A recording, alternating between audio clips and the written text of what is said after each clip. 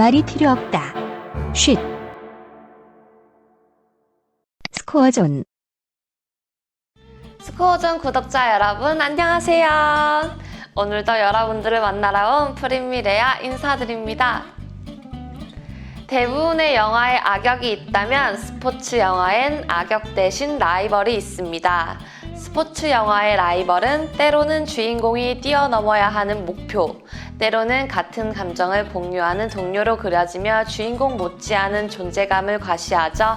실제 스포츠 역사에는 언제나 숙명의 라이벌이 존재했는데요.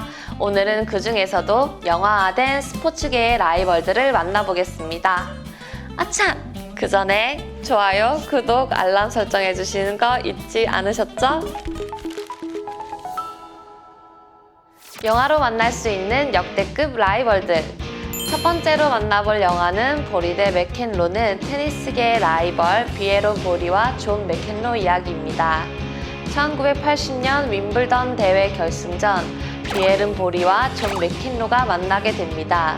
당시 보리는 호주 오픈 우승 1회, 프랑스 오픈 우승 4회, 윈블던 우승 4회, US 오픈 3회를 달성한 테니스계의 황제였습니다. 반면 맥켄러는 이제 막 주목받기 시작한 천재 신예였습니다. 이들이 결승에서 맞붙게 되는데요. 황제와 천재의 대결이 성사된 거죠. 영화에서는 보리의 징크스와 맥켄로의 악동 같은 성격을 묘사해 재미를 높였는데요. 100여 분의 러닝타임 중 23분을 결승전 경기를 재현하는 데 할애합니다.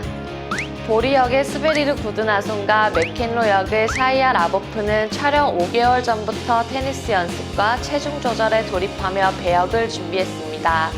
영화는 두 선수의 전혀 다른 성격과 승리를 향한 집념이라는 공통점을 함께 그리면서 스포츠 선수들이 갖는 심리적 부담감을 관객들에게 전합니다. 두 번째로 만나볼 영화, 빌리진 킹 세기의 대결 역시 테니스 영화입니다. 아니, 테니스 영화라고만 소개하기에는 조금 아쉬운데요. 1970년대의 이야기지만 지금도 문제되고 있는 성차별에 관한 이야기를 다루고 있습니다. 여성 테니스 랭킹 1위 빌리진 킹은 테니스계의 성차별을 참지 못하고 여성 선수들과 새로운 협회를 세웁니다.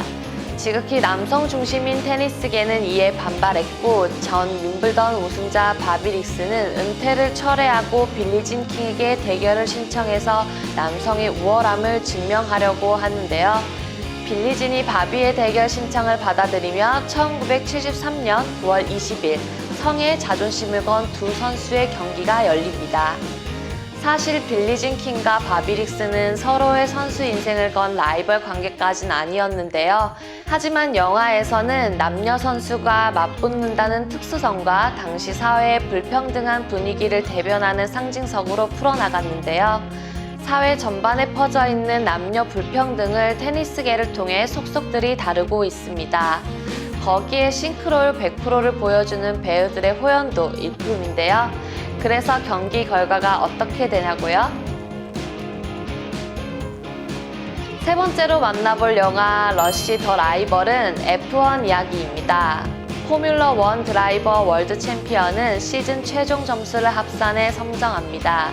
그래서 레이스를 10번 이상 완주해야 하고 순위권에 들기 위해선 시속 300km 이상의 속도로 경주를 펼쳐야 하죠.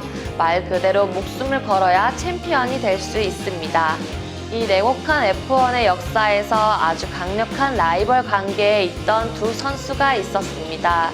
1976년에 펼쳐진 니키 라우다와 제임스 헌트의 승부는 전설로 남아있는데요. 실력은 호각세지만 성격이 판이하게 다른 두 선수는 데뷔 이래 라이벌 관계이자 서로의 선수 생활을 이어가는 자극제였습니다. 두 사람의 선수 생활은 숙명의 라이벌이란 수식어가 아깝지 않은 극적인 사건들의 연속입니다. 남봉군 기질의 한 성격아는 제임스 헌트를 맡은 크리스 햄스워스와 냉철한 분석력과 집요함이 돋보이는 니키 라우다를 맡은 다니엘 브릴은 이 영화에서 인생 연기를 보여줍니다. 또한 영화에서는 당시 레이스 코스를 재현하고 촬영과 소품을 공수해 리얼리티를 끌어올렸는데요. 특히나 속도감 넘치는 경주 장면이 압권이었죠. 네 번째로 만나볼 영화 알리는 너무 유명합니다. 전설의 복서 무하마드 알리를 주인공으로 한 영화인데요. 올림픽 금메달리스트 출신의 프로복서 무하마드 알리는 22살에 세계 헤비급 챔피언 소니 리스톤을 쓰러뜨려 일약 스타로 거듭납니다. 하지만 베트남전 징집 거부를 빌미로 프로복서 자격을 박탈당해 왕성히 활동해야 할 20대 후반의 삶을 허송세월하게 보내게 되는데요. 3년 후 무죄 판결을 받은 알리는 자신처럼 24살 젊은 나이로 헤비급 챔피언에 오른 조지 포먼과 맞붙게 됩니다. 라스트 모이칸, 히트, 인사이더를 연출한 마이클 만은 사실성을 중요시한 감독답게 알리의 복싱 시합을 리얼리티하게 그려냈습니다. 무하마드 알리가 재계약까지에 집중한 만큼 조지 포먼과의 경기는 후반부에야 등장하는데요. 알리 역을 맡은 윌 스미스가 16kg을 중량하고 실제 복싱 선수들의 운동법을 소화할 노력이 영화에 고스란히 담겨 영화의 재미를 더했습니다. 다섯 번째로 만나볼 영화 불의 전차는 1924년 파리올림픽 육상 종목의 유력한 금메달리스트 후보였던 두 선수의 일화를 바탕으로 만들어진 영화입니다. 바로 영국 올림픽 대표팀의 해럴드 에이브라함과 에릭 리델 이야기인데요. 에이브라함은 유대인이란 혈통 때문에 차별을 받아왔고 올림픽에서 금메달을 따 유대인에 대한 공공연한 차별을 공론화하려 합니다. 에릭 리델은 어릴 적부터 운동에 재능을 보여 스코틀랜드의 바람이란 별명까지 얻은 선교사입니다. 두 사람은 선의의 경쟁을 펼치며 올림픽 대표팀으로 선발됐고 100m 경기에서 경쟁을 벌여야 했습니다. 휴 허드슨 감독의 불의 전차는 스포츠 정신을 논할 때 반드시 언급되는 영화 중 하나입니다. 그야말로 노력으로 한 국가의 대표가 된 두 선수의 신념은 그 자체로도 감동적이지만 금메달은 언제나 한 사람에게 돌아갈 수밖에 없기 때문입니다. 라이벌이 반드시 외부의 적막은 아니란 시각도 참신하고 정교적 휴일인 일요일에 열릴 경기 출전을 두고 고민하는 선교사 에릭 리델의 고뇌 역시 다른 영화에서 접할 수 없는 독특한 포인트입니다.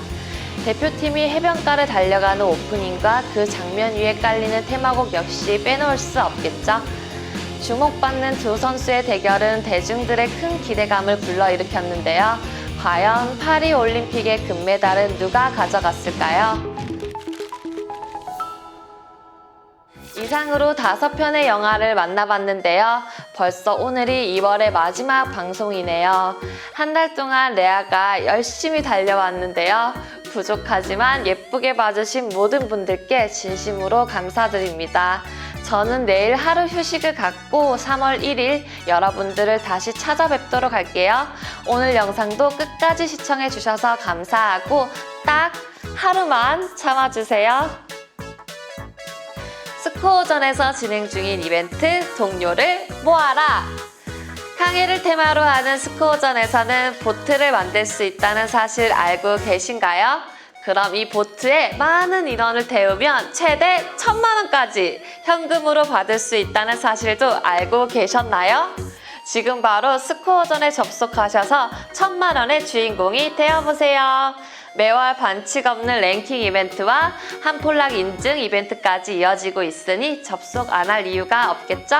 지금 빨리 접속하세요.